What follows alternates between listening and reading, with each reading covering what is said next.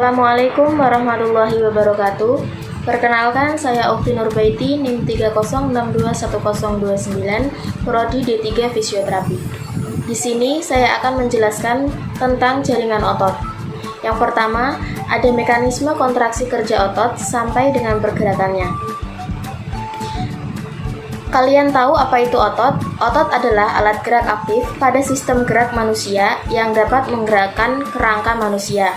Selain itu, otot juga memiliki fungsi lain seperti menggerakkan bagian tubuh lainnya, yaitu jantung, saluran pencernaan, saluran pernapasan, sistem sirkulasi, dan sistem reproduksi. Untuk mekanisme kerja otot sendiri, otot dapat melakukan dua kerja, yaitu kontraksi dan relaksasi. Pada otot kontraksi adalah keadaan saat otot menegang dan memendek untuk memberikan pergerakan tulang atau rangka tubuh. Sedangkan relaksasi adalah kondisi ketika otot kembali memanjang.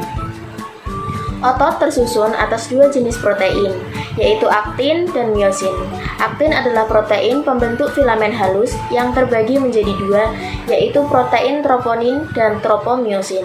Selanjutnya miosin. Miosin adalah protein pembentuk filamen tebal yang bertugas menarik aktin ketika kontraksi otot terjadi dalam pergerakan mereka saling bekerja sama.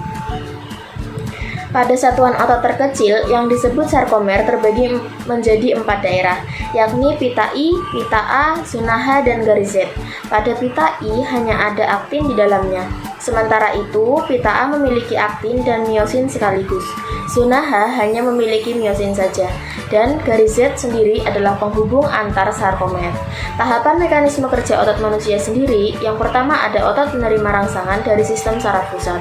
Mekanisme kerja otot dimulai dengan adanya sinyal atau rangsangan yang menyebabkan timbulnya kontraksi. Sinyal tersebut berasal dari sistem saraf pusat yang terjadi akibat aktivitas otak atau tulang belakang. Nah, yang kedua, ada rangsangan dari otak menyebabkan reaksi kimia. Sinyal tersebut akan diterima oleh zat kimia yang disebut dengan asetilkolin. Zat kimia ini yang akan menyebabkan berbagai reaksi kimia pada otot. Salah satunya adalah pembebasan ion kalsium dan retikulum sarkoplasma. Reaksi kimia ini juga akan merangsang pergerakan troponin dan tropomiosin dalam senyawa aktin dan miosin. Pergerakan ini memicu terjadinya kontraksi otot. Dan yang terakhir, ada proses melemasnya otot. Tahapan mekanisme kerja otot selanjutnya adalah proses melemasnya otot setelah rangsangan atau sinyal sudah tidak dikirimkan lagi oleh sistem saraf pusat. Pada saat itu, reaksi kimia yang terjadi karena adanya rangsangan kembali seperti saat normal. Dengan begitu, otot yang sempat berkontraksi atau mendek akibat reaksi kimia yang terjadi akan memanjang dan melemas. Meski begitu, mekanisme kerja otot bisa berbeda-beda dan tergantung pada jenis ototnya. Yang kedua, ada fungsi bagian-bagian jaringan otot. Bagian yang pertama ada nukleus. Nukleus atau inti sel adalah organel yang sangat khusus yang berfungsi sebagai pusat pemrosesan informasi dan administrasi sel. Inti sel memiliki dua fungsi utama, yakni mengendalikan seluruh kegiatan dalam sel dan menyimpan materi herediter sel atau DNA. Bagian yang kedua ada T-tubules. T-tubules adalah penghubung penting dalam rantai dari eksitasi listrik sel ke kontraksi berikutnya. Kopling eksitasi, kontraksi. Ketika kontraksi otot diperlukan, rangsangan dari saraf atau sel otot yang berdekatan menyebabkan aliran karakteristik partikel bermuatan melintasi membran sel yang dikenal sebagai potensial aksi. Karena tubulus T adalah lokasi utama untuk kopling eksitasi kontraksi, saluran ion dan protein yang terlibat dalam proses ini terkonsentrasi di sini. Ada tiga kali lebih banyak saluran kalsium tipe L yang terletak di dalam membran tubulus T dibandingkan dengan yang lain dari sarkolema. Selanjutnya, adrenoceptor beta juga sangat terkonsentrasi di membran T-tubular, dan stimulasi mereka meningkatkan pelepasan kalsium dari retikulum sarkoplasma.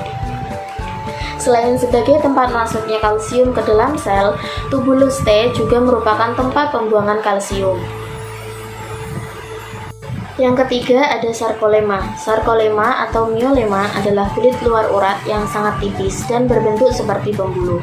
Sarkolema terdiri dari membran sel yang disebut juga membran plasma. dan sebuah lapisan luar yang terdiri dari satu lapisan tipis bahan polisakarida yang mengandung sejumlah serat kolagen tipis. Pada ujung serat otot, lapisan permukaan sarkolema bersatu dengan serat tendon. Kemudian serat tendon berkumpul untuk menjadi berkas sehingga membentuk tendon otot yang selanjutnya menyisip ke dalam tulang. Secara umum, sarkolema memiliki fungsi yang sama dalam sel-sel otot seperti yang dilakukan membran plasma pada sel eukariotik lainnya. Sarkolema berfungsi sebagai penghalang antara kompartemen ekstraseluler dan intraseluler, mendefinisikan serat-serat otot dari sekitarnya. Sifat lipid dari membran memungkinkan sarkolema untuk memisahkan cairan dari kompartemen intraseluler dan ekstraseluler karena hanya dapat ditembus secara selektif ke air melalui saluran aquaporin. Selanjutnya yang keempat ada bagian dari mitokondria. Fungsi mitokondria sendiri yang pertama yaitu menghasilkan energi yang dibutuhkan tubuh. Organel ini mampu mengubah energi kimia dari makanan menjadi bentuk energi lain sehingga mudah digunakan oleh sel. Proses tersebut dikenal dengan nama fosforilasi oksidatif. Yang kelima ada bagian tin filamen dan tik filamen.